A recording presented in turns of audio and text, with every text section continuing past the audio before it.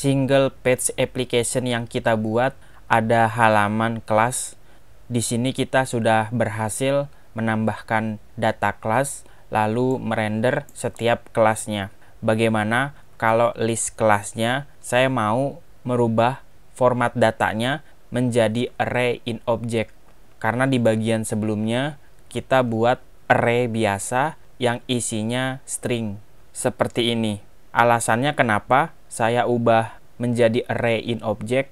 Pada dasarnya ketika kalian berhasil mengambil data melalui API service, maka service tersebut akan memberikan response JSON yang bentuknya objek array. Maka dari itu kita akan ubah datanya menjadi sebuah objek. Data yang kita sajikan tetap menggunakan array, tapi di dalam array isinya bukan string seperti ini, melainkan sebuah objek yang kita tandai dengan notasi kurung kurawal. Ini objek pertama, kita pisahkan dengan koma, menuliskan objek yang kedua. Objek itu seperti baris pertama, baris kedua di dalam satu array atau di dalam satu tempat. Nah, nanti di setiap objeknya ada data kelas yang terdiri dari beberapa kolom. Kolomnya kita sepakati ada ID, judul, deskripsi, sama gambar. Sehingga kita bisa tuliskan seperti ini. Di dalam objeknya ada ID, lalu ada judul, deskripsi, dan kolom untuk gambarnya. Ini baris pertama, ini baris kedua. Pokoknya kita deklarasikan kolom-kolom terkait dari data kelasnya. Kita akan coba copy dan kita masukkan ke data yang kedua. Skemanya sama, cuma nanti nilai value-nya akan berbeda-beda sesuai dengan data kelas yang kalian tulis.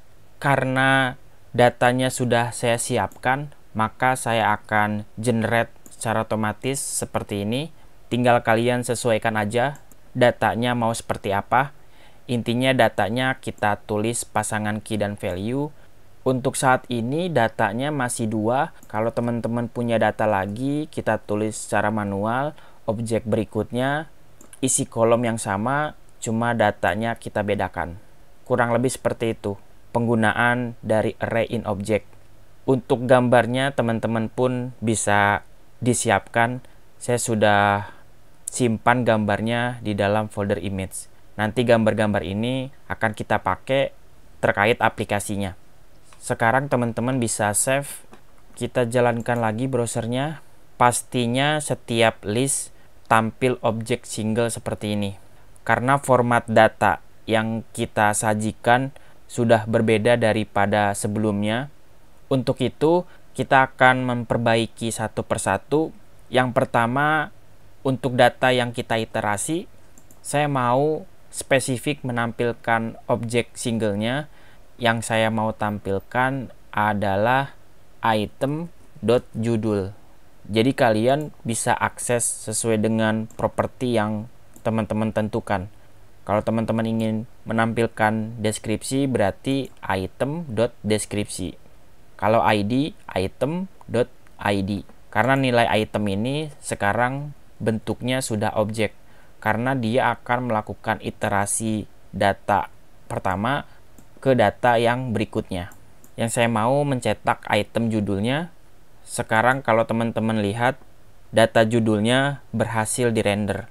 Kita spesifik memilih properti mana yang mau ditampilkan. Jadi pada saat kita melakukan iterasi menggunakan v-for, dia melakukan perulangan, maka setiap data yang dicetak akan berbentuk sebuah objek. Ketika kita ingin mengakses properti dari objek tersebut, penulisannya kita tandai dengan titik.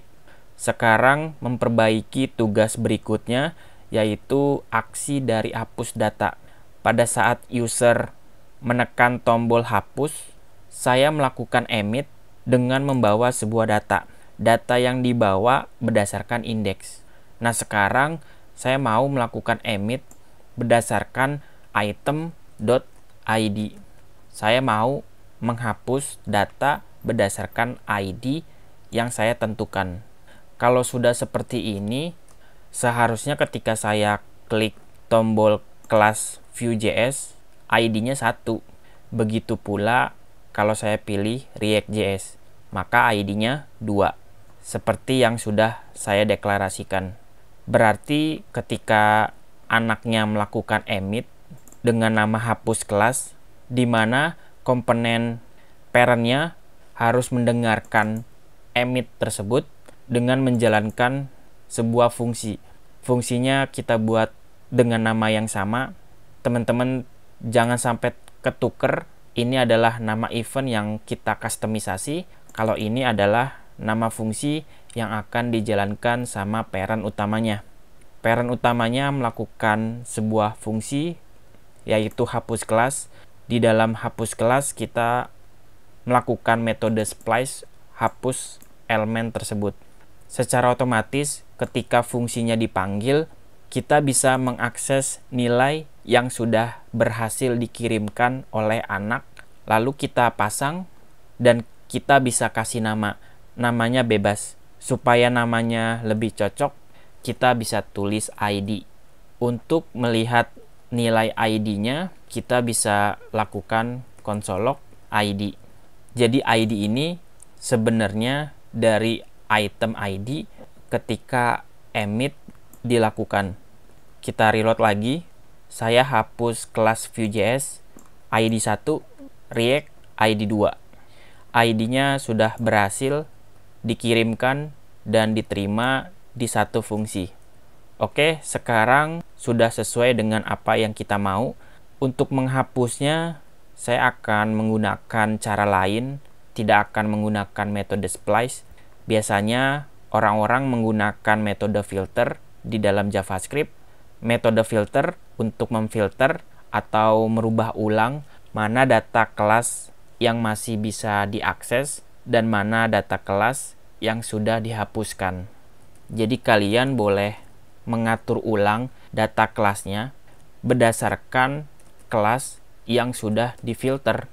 Kita akan filter satu persatu untuk mencocokkan ID mana yang cocok. Kalau yang cocok akan kita hapus. Teman-teman bisa tulis item arrow function item.id tidak sama dengan ID. Di sini saya memasukkan sebuah kondisi. Kalau kondisinya benar, maka data kelasnya masih disimpan dan dialihkan ke data kelas yang tersedia. Sedangkan kalau ID-nya itu sama dengan item ID, artinya cocok, ID-nya sama, maka kelas tersebut akan dihapuskan karena kondisinya false. Nanti secara otomatis kelas tersebut akan dihilangkan dari DOM template-nya.